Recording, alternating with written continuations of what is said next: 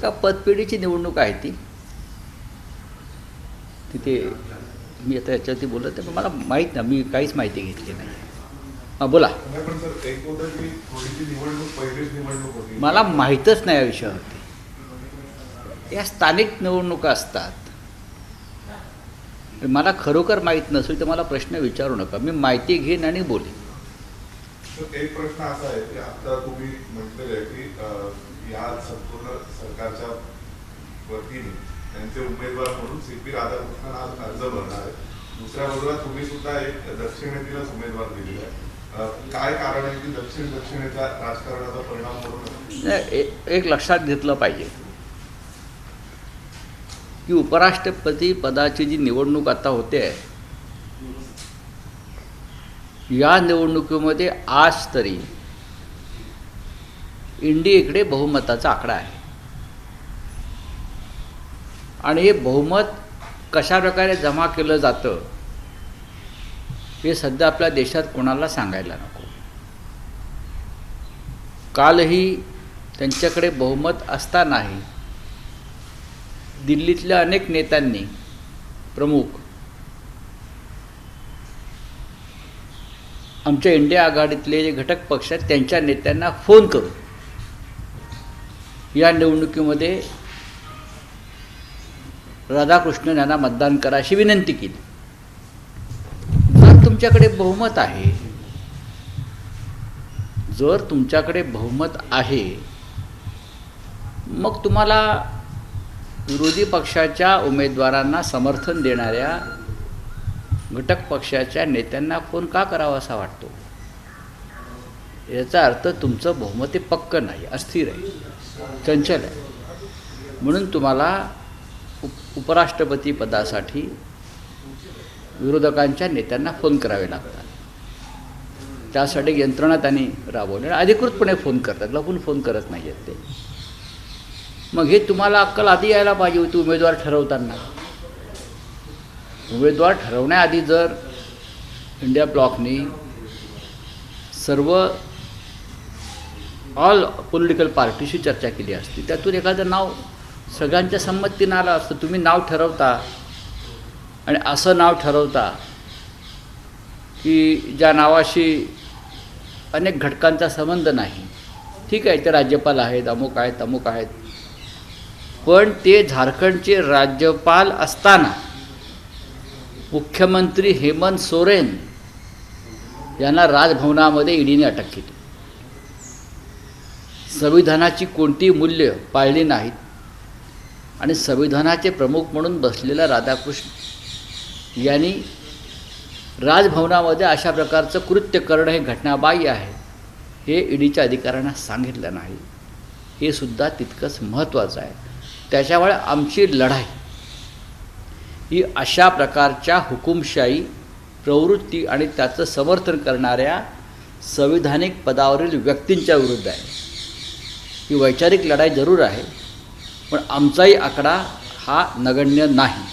Sir, प्रश्न असा आहे की कळते असं की घटना दुरुस्ती आज सादर केली जाणार आहे. 30 दिवस जेलमध्ये राहिलेला व्यक्ती ही एक जो नवीन कायदा येतो आहे, घटनेतल्या कलम 45 मध्ये एक अमेंडमेंट करून या देशाचे सन्माननीय गृहमंत्री नरेंद्र मोदी हे जर एखाद्याला अटक केली मुख्यमंत्री मंत्री असताना तर त्याला 30 दिवसांच्या पदाचा राजीनामा द्यावा लागेल. हा जो कायदा आहे हा विरोधी पक्षाच्या सरकारांना टेरराईज करण्यासाठी, त्यांच्यात दहशत निर्माण करण्यासाठी आणलेला कायदा आहे. लक्षात घ्या. तुमच्या सरकारचे मुख्यमंत्री काय धुतल्या तांदळासारखे आहेत? मंत्री धुतल्या तांदळासारखे आहेत? महाराष्ट्रामधलेच मंत्री आणि आधीचे मुख्यमंत्री घ्या, ते रोज तुरुंगात जायला पाहिजेत आणि त्यांना रोज बरखास्त केलं पाहिजे. अमित शहा, संजय सिरसाट, एकनाथ शिंदे, संजय राठोड, गिरीश महाजन असे जे मंत्री आहेत त्यांच्यावरती कारवाई करून त्यांना तुरुंगात टाकून त्यांना बरखास्त करणार आहेत का? नाही. असा आमच्या मुख्यमंत्र्यांवरती भयंकर गुन्हे आहेत. अनेक खासदार आज राज्यसभेत लोकसभेत विरोधी पक्षातून घेतले, त्यांच्यावरती गुन्हे आहेत. पण हा कायदा आणलेला आहे विरोधी पक्षाच्या सरकारमधले मंत्री आणि मुख्यमंत्र्यांना घाबरवण्यासाठी. राहुल गांधी यांनी निवडणूक आयोगाविरुद्ध जो वणवा पेटवलेला मतचोरी संदर्भात, त्याच्यामुळे त्यांना आता मतचोरी करून निवडणुका जिंकता येणार नाही. अशा परिस्थितीत राज्यामध्ये अनेक सरकारे विरोधी पक्षाची येतील. ती सरकारं पूर्ण पक्षांतर करून भाजपमध्ये आणता यावीत म्हणून हा कायदा केला. मुख्यमंत्र्यांना अटक करतो, नंतर संपूर्ण सरकारसह भाजपमध्ये यासाठी आणलेला हा कायदा आहे. हा हुकुमशाहीचं शेवटचं शिखर आहे. सर, पंतप्रधानांना सुद्धा यात सामील करून घेतलंय की पंतप्रधानांना पण पदावरून हटवता येईल, पण पंतप्रधान सध्या भाजपचे. पंतप्रधानांना हटवता येईल हा देखावा आहे. हटवा. प्रधानमंत्र्यावरती हा देश लुटल्याचा आरोप आहे. आपल्या लाडक्या मित्राला त्याने ज्या पद्धतीनं हा देश लुटू दिलेला आहे हा आरोप आहे. त्यांच्यावर गुन्हा दाखल करावा अमित शहाने आणि अटक करावी. या कायद्याच्या बकवास गोष्टी आम्हाला सांगू नयेत. हे कायदे कशाकरता आणले जात आहेत आणि कायद्याचं आणताना त्यांचं भाष्य काय आहे, तर राजकारणामध्ये साधन सुचिता आणि नैतिकता राहावी म्हणून हा कायदा आणण्याचे त्यांनी भाष्य केलेलं आहे. गेल्या 10 वर्षामध्ये राजकारणामध्ये साधन सुचिता आणि नैतिकता ह्या लोकांनी ठेवली आहे का, हे मोदी, शहा आणि देवेंद्र फडणवीस यांनी सांगावं. ज्या महाराष्ट्र सरकारमध्ये एकनाथ शिंदे, संजय शिरसाटसारखे मंत्री आहेत, त्या कोणत्या नैतिकतेच्या गोष्टी करत आहेत. काल 50,000 कोटीचा भूखंड घोटाळ्याचा आरोप पुराव्यासह मी केला. काल एका बैठकीमध्ये आमच्या कन्सल्टेटिव्ह कमिटीचा अमित शहा माझ्याबरोबर होते. मी स्वतः अमित शहांकडे हे परत कागद दिलेत का हे पण सांगतो. काल प्रत्यक्ष भेटून अमित शहांना मी 50,000 कोटीच्या घोटाळ्याचे कागद सुपूर्द केलेले आहेत आणि त्यांच्याशी माझा या विषयावरती माझी थोडी चर्चाही झाली. काय करणार आहात सांगा मला. तुम्ही आम्हाला घाबरवण्यासाठी, विरोधी पक्षाच्या लोकांना घाबरवण्यासाठी महाराष्ट्रामध्ये जनसुरक्षा कायदा आणला आणि केंद्रामध्ये अमित शहाने आमची सरकारं पाडण्यासाठी हा दुसरा कायदा आणला. याशिवाय या कायद्यात आहे काय कुठली नैतिकता आणि कुठली साधन सुचिता. ते संयुक्त संसदीय समितीकडे पाठवायचा विचार करतात. त्यांनी कुठेही पाठवू द्या. अमित शहाने तर काय म्हटलं काय म्हटलं त्यांनी, आम्ही चौकशी वगैरे करतो. काय आश्वासन वगैरे दिलं का तुम्हाला? तुम्ही 5 दिवसांमध्ये त्यांना भेटले म्हणून पाहू. साहेब, बेस्टच्या निवडणुकीमध्ये दोन्ही ठाकरे बंधूंनी बघा, माझ्याकडे याविषयी माहिती नाही. मी परत मगाशी हे उत्तर दिलं, कारण मी या विषयात फार लक्ष दिलं नाही. या पतपेढ्यांच्या निवडणुका ह्या बेसिकली ज्या ट्रेड युनियन्स असतात त्यांची ताकद काय याच्यावरती असतात. माझ्याकडे पूर्ण माहिती नाही काय झालं आहे ते. भारतीय जनता पक्ष म्हणतोय की ठाकरे ब्रँड फेल करणार. अरे, ठाकरे बँड कधीच फेल होणार नाही. मी जोपर्यंत माझ्याकडे या विषयावर पूर्ण माहिती येत नाही काय झालं या निवडणुकीत, कशा प्रकारचे निकाल लागले, तोपर्यंत मी या विषयावर बोलणार नाही. पतपेढीची निवडणूक म्हणजे काय परीक्षा नाही, ही चाचणी परीक्षासुद्धा नाही. लोक एकत्र आले, निवडणुका लढले असतील. ज्या युनियनचे जास्त सदस्य असतात बरं का, तिथे बऱ्याच काळापासून शरदराव यांची हे आहे आणि शरदराव यांचं बहुमत महानगरपालिकेच्या त्या युनियनमध्ये असल्याची माझी माहिती आहे, मला माहीत नाही. त्याच्यामुळे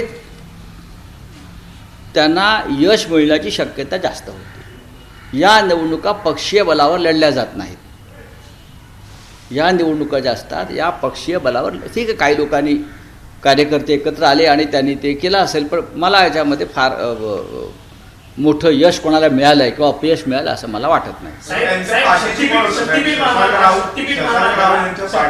शशांकराव यांचं पॅनल जिंकलं असं मला कोणतरी मेसेज, त्यांचं बहुमत तिथे आहे पहिल्यापासून.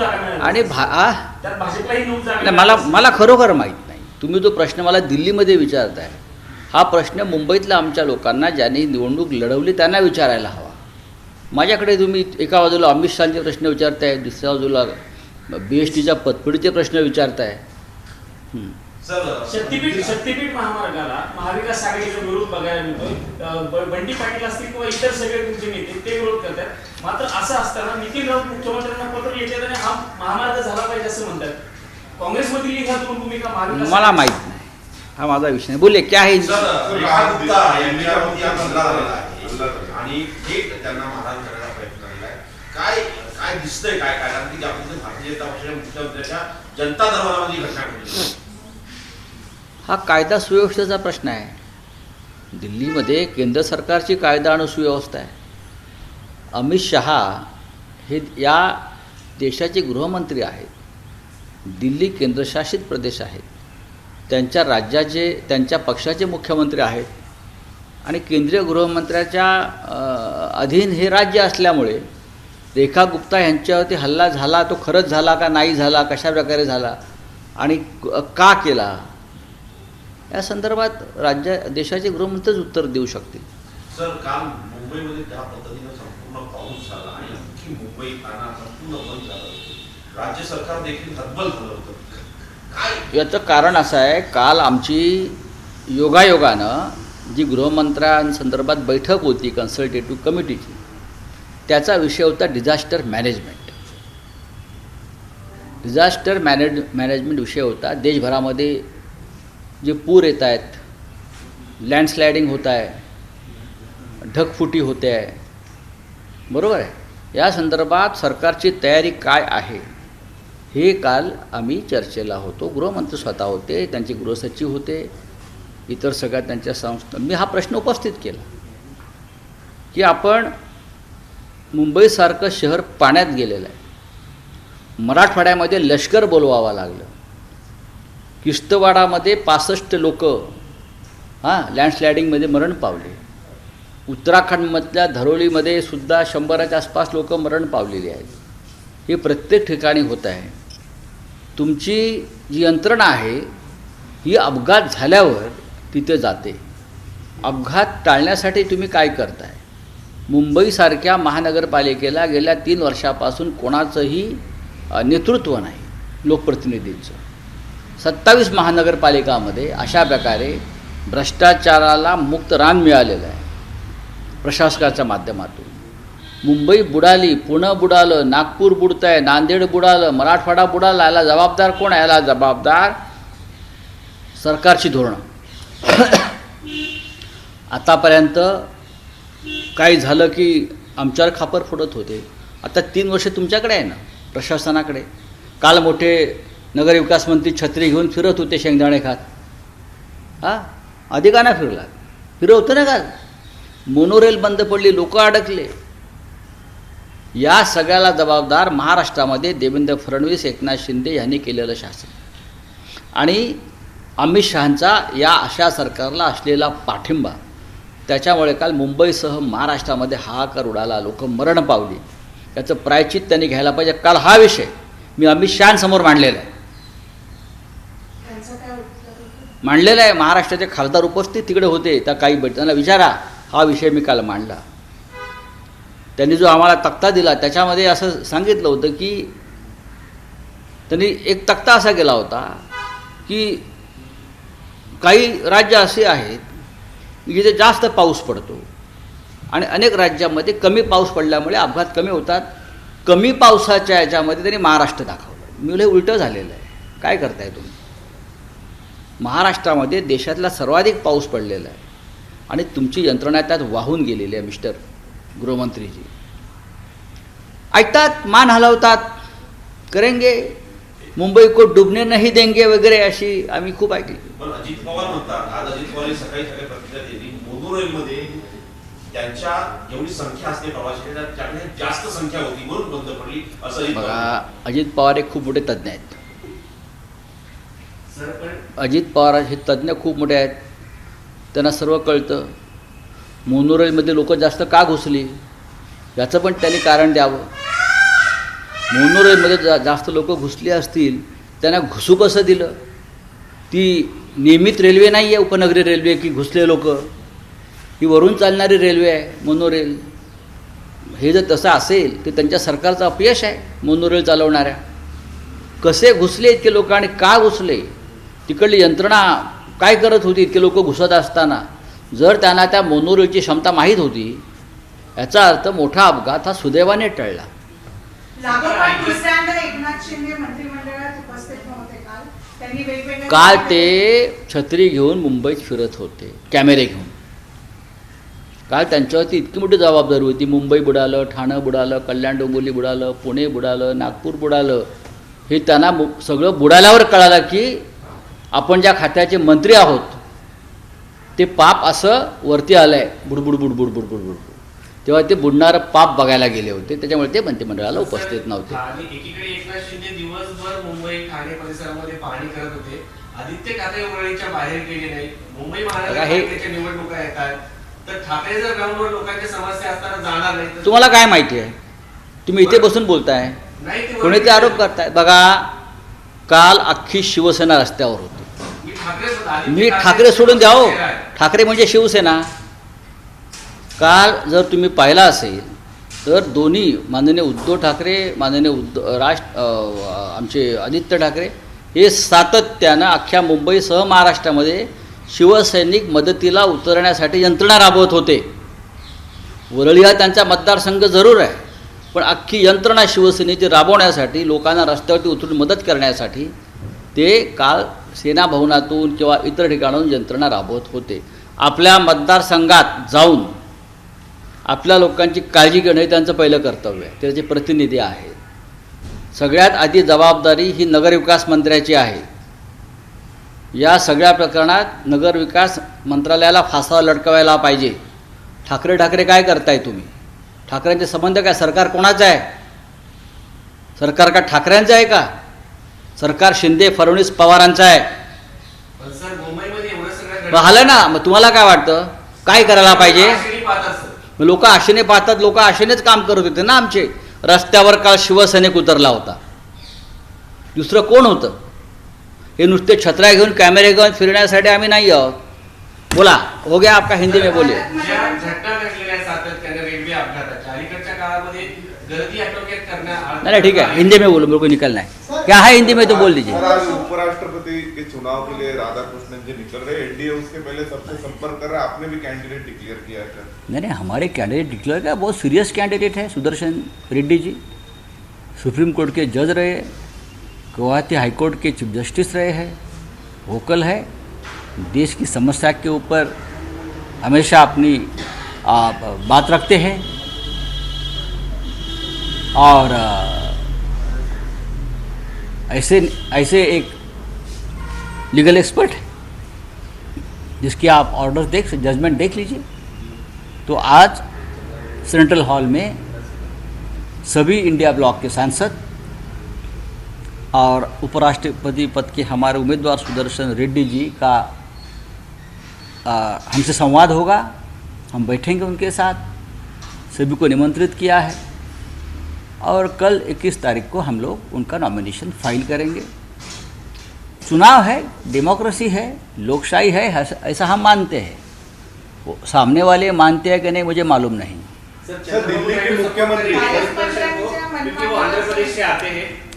अभी देखिए, चंद्रबाबू नायडू के ऊपर अगर मोदी और शाह जी का दबाव नहीं होगा तो अपने भूमिपुत्र जो है सुदर्शन रेड्डी, जैसा हमने प्रतिभा ताई पाटिल के लिए किया था, हाँ, तो कर सकते हैं.